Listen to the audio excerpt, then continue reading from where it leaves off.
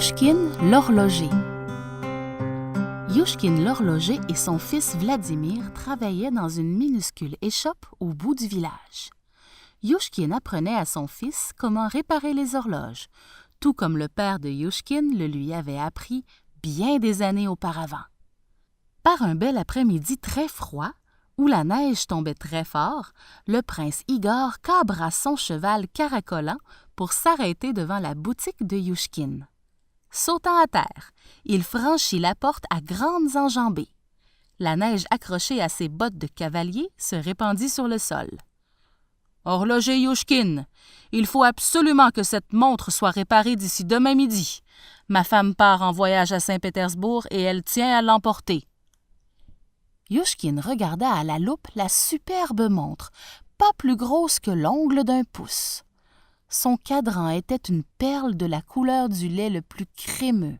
Ses aiguilles étaient ciselées dans l'or le plus pur et les chiffres scintillaient de diamants et de rubis. « Maître, je dois ouvrir le boîtier avant de vous dire si je peux la réparer d'ici demain.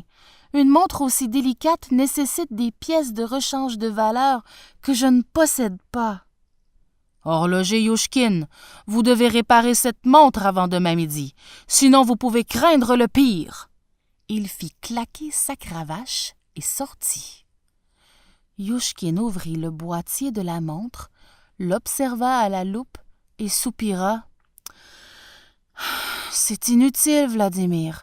Il m'est impossible de la réparer à temps. » Vladimir l'examina alors avec sa propre loupe, exactement comme son père le lui avait montré maintes fois auparavant. « Il n'y a que le minuscule ressort de cassé, père. »« C'est exact, mon garçon, mais celui-ci est très spécial. Il provient de la soie d'une patte de papillon. Même les horlogers de la ville de Saint-Pétersbourg ne peuvent avoir un tel ressort. » Un long silence se fit dans la boutique, interrompu seulement par le tic-tac des horloges. Alors, Youchkine reprit. « Il n'y a qu'une seule chose à faire, Vladimir. Rapporter immédiatement cette montre au prince Igor. »« Devons-nous mettre nos plus beaux habits, père? »« Nous sommes horlogers, mon fils, » dit Youchkine avec fierté. « Et nous mettrons nos vêtements de travail.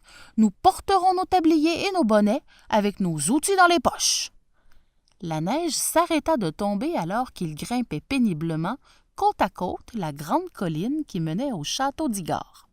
« C'est vraiment dommage de ne pas pouvoir réparer ce ressort, père. Le prince Igor nous donnerait au moins 10 roubles si cette belle montre était réparée pour demain. » Youchkine garda le silence. Son fils avait raison. Il leur faudrait des semaines et des semaines de travail pour gagner une telle somme d'argent. L'étoile du soir brillait tel un diamant dans le ciel bleu nuit, mais ils ne la regardaient même pas, tant tous les deux étaient découragés. Un traîneau attelé à des chevaux passa derrière Youchkine et son fils en faisant crisser la neige glacée, puis un autre, et encore un autre. Chaque traîneau était plein de gens qui riaient et chantaient. « Oh, regarde, père, ils ont des drôles de vêtements. Je vois un dragon, un crocodile, un Indien et même un ramoneur, on dirait. » Ils vont tous chez le prince Igor.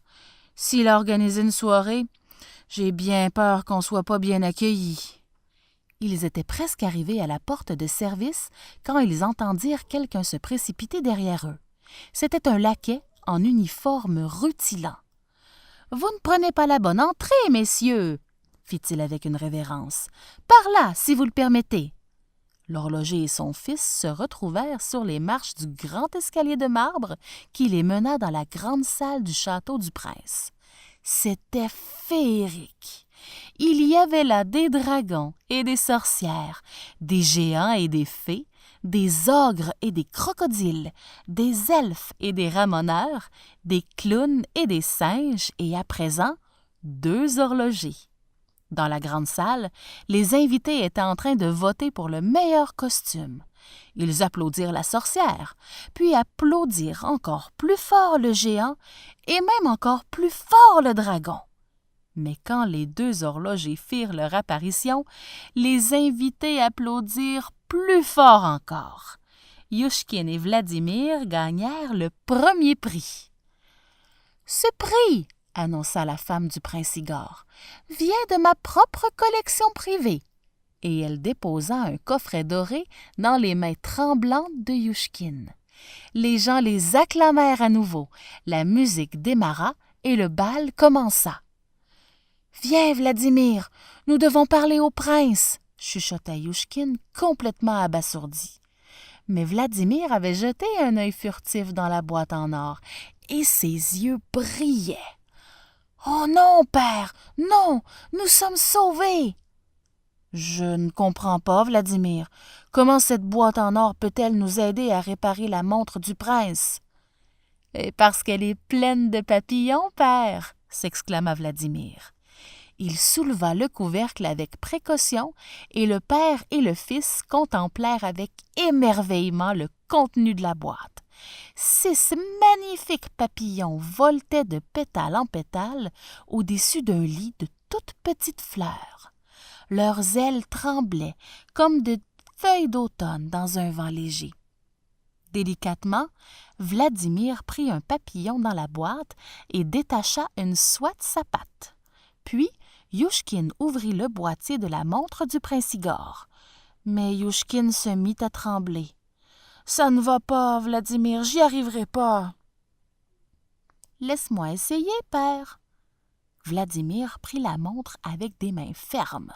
Son cœur battait la chamade.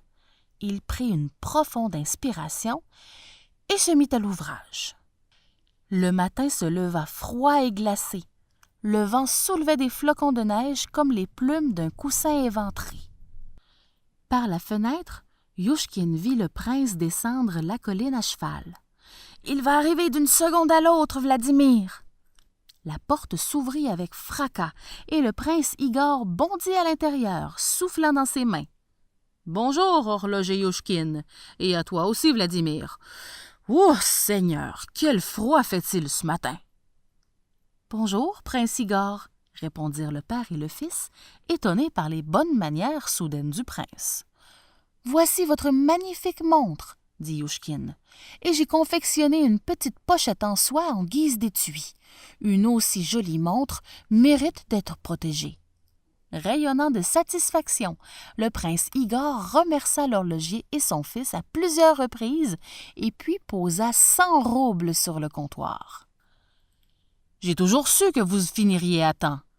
Et quant à cette pochette, c'est bien aimable à vous. »« Je suis désolé, prince Igor, mais je ne peux vous rendre la monnaie sur une telle somme.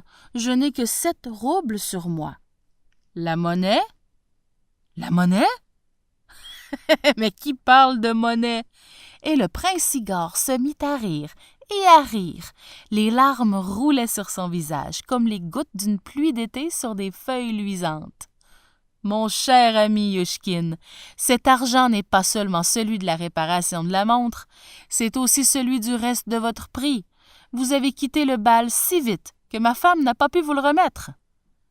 Prince, nous ne pouvons accepter ni l'argent, ni la boîte de papillons, car nous n'étions pas invités à la fête, et nous n'étions pas déguisés du tout.